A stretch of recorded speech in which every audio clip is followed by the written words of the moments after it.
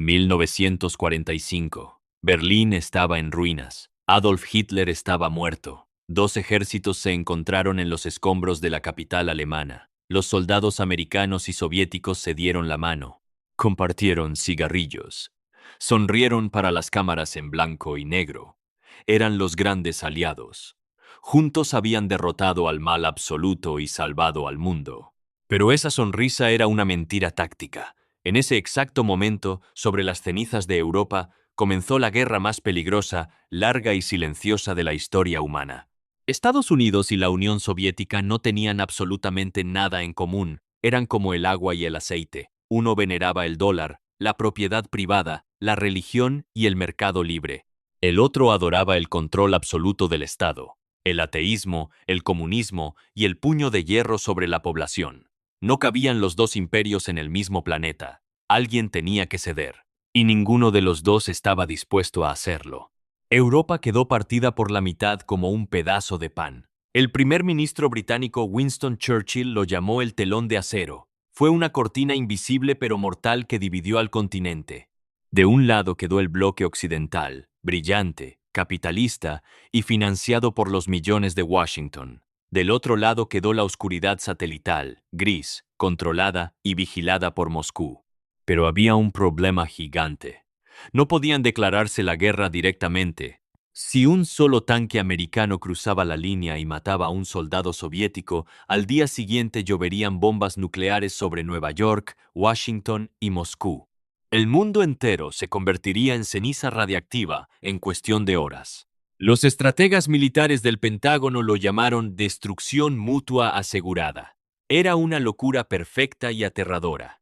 La regla era simple. Si tú aprietas el botón rojo, mis computadoras detectan tu misil y yo aprieto el mío. Nadie gana. Todos mueren. El fin de la civilización. Así que, como no podían dispararse de frente, decidieron pelear en las sombras. Comenzó la época dorada de los espías. La CIA americana contra la temida KGB soviética. Robaron secretos, envenenaron diplomáticos, compraron elecciones y financiaron golpes de Estado en todo el planeta. El mundo se convirtió en un gran tablero de ajedrez y usaron a los países más pobres como sus peones sacrificables. Ocurrió en Corea, dividiendo al país en dos partes irreconciliables. Ocurrió en la selva de Vietnam, donde murieron millones en una masacre sin sentido, y ocurrió en las montañas de Afganistán. En los años 80, la Unión Soviética invadió Afganistán. La CIA americana vio la oportunidad perfecta para desangrar a su enemigo. Washington envió millones de dólares en armas y misiles a los rebeldes religiosos afganos para que derribaran los helicópteros soviéticos. La estrategia funcionó. Los soviéticos se retiraron humillados. Pero la historia tiene un sentido del humor muy oscuro. Esos mismos rebeldes armados por la CIA más tarde formarían Al-Qaeda. El karma geopolítico siempre pasa factura. Los gigantes ponían las armas, la inteligencia y el dinero.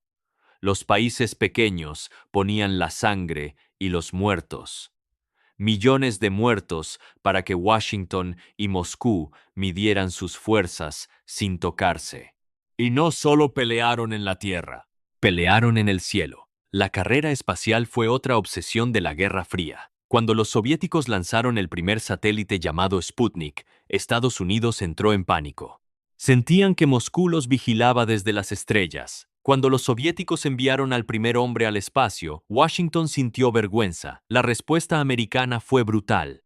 Gastaron billones de dólares hasta lograr poner la bandera de Estados Unidos en la Luna en 1969.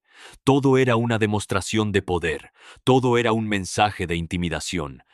En 1962, el mundo casi llega a su fin. Aviones espías americanos descubrieron misiles nucleares soviéticos escondidos en la isla de Cuba. Estaban a solo 140 kilómetros de Florida. A solo minutos de destruir las principales ciudades americanas, fueron 13 días de agonía donde la humanidad entera dejó de respirar. La gente construía refugios en sus jardines.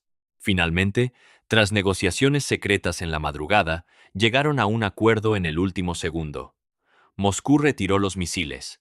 El mundo se salvó por un milagro absoluto. Pero el terror psicológico se quedó a vivir en la mente de ambas naciones para siempre. Durante casi 50 años, ambos países gastaron fortunas incalculables en armas que nunca planeaban usar, hasta que la economía planificada del sistema soviético no aguantó más la presión.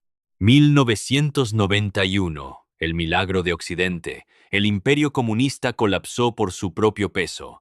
Las estatuas de Lenin fueron derribadas por la multitud. La inmensa Unión Soviética se desintegró en 15 pedazos independientes. Rusia, el corazón del imperio, quedó completamente humillada, rota y de rodillas. Los años 90 fueron una pesadilla para los rusos. Su economía era basura, la esperanza de vida cayó en picada. Las fábricas gigantescas fueron compradas por centavos por oligarcas corruptos. El gran oso ruso estaba en coma. En Washington descorcharon champán. Habían ganado el juego del siglo. Eran los reyes absolutos del mundo, la única superpotencia sobre la Tierra. Los diplomáticos americanos viajaron a Moscú y prometieron una nueva era de paz y cooperación mutua. Incluso le aseguraron verbalmente a los líderes rusos que la OTAN, la poderosa y temible alianza militar de Occidente creada para detener al comunismo, no se expandiría ni una sola pulgada hacia el este. Les dijeron que no tenían nada que temer. Era otra mentira. Año tras año, década tras década, la OTAN comenzó a devorar a los antiguos aliados de Rusia. Ingresó Polonia, ingresó Hungría, ingresó la República Checa, luego sumaron a los países bálticos. Las bases militares americanas, sus tropas, sus tanques y sus misiles avanzados se acercaban cada vez más a la frontera directa de Rusia. Para Washington y Europa, era simplemente la expansión de la democracia y la seguridad. Para Rusia, no era diplomacia, era una traición imperdonable. Era una soga al cuello que Estados Unidos apretaba lentamente mientras ellos estaban débiles. Y mientras la soga apretaba, a finales del año 1999, un hombre desconocido llegó al poder en el Kremlin. Un hombre que había visto la caída del Imperio Soviético como la mayor catástrofe geopolítica del siglo. Un exespía de la KGB. Frío, calculador, implacable. Su misión era simple y clara: devolverle a Rusia su antigua gloria y exigir respeto por la fuerza. Su nombre era Vladimir Putin. Putin estabilizó el país usando los enormes ingresos de la venta de petróleo y gas a Europa, reconstruyó el ejército ruso, modernizó sus armas nucleares y trazó líneas rojas muy gruesas. Dijo: basta, ya no retrocederían más. La línea más roja de todas, el límite absoluto para Rusia, tenía un nombre: Ucrania. Para Washington, Ucrania es un país libre y soberano que tiene todo el derecho a ser europeo y unirse a la OTAN si su pueblo así lo desea. Para Moscú, Ucrania es diferente. Ucrania es el patio trasero de su casa, es la cuna histórica de su civilización y, sobre todo, es la zona cero de su seguridad nacional. El territorio de Ucrania es plano. Si la OTAN pone bases militares allí, los misiles americanos estarían a solo 5 minutos de vuelo de Moscú. No habría tiempo de reacción. Putin avisó durante años que no lo iba a permitir. En 2007 advirtió a Occidente que no acorralaran al oso ruso. En 2014, cuando Ucrania intentó acercarse a Europa, Putin respondió anexando la península de Crimea. Occidente le impuso sanciones, pero no lo tomó lo suficientemente en serio. Hasta que, finalmente, los tanques rusos cruzaron la frontera en masa y el mundo volvió a incendiarse.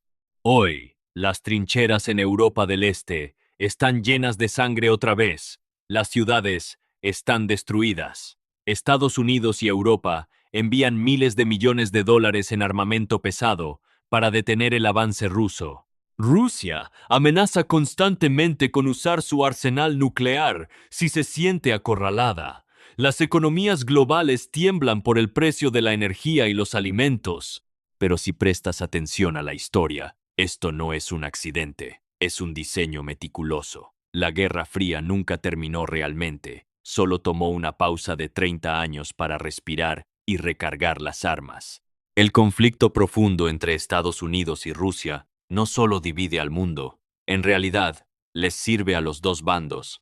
La inmensa industria militar en Washington necesita desesperadamente al monstruo ruso para justificar sus gigantescos presupuestos billonarios y mantener su influencia sobre una Europa asustada.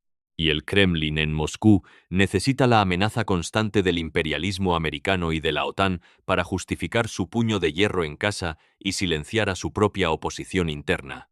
Son el enemigo perfecto el uno para el otro. Se necesitan para justificar su existencia. Y el resto de nosotros, como siempre a lo largo de la historia, seguimos atrapados en medio del fuego cruzado.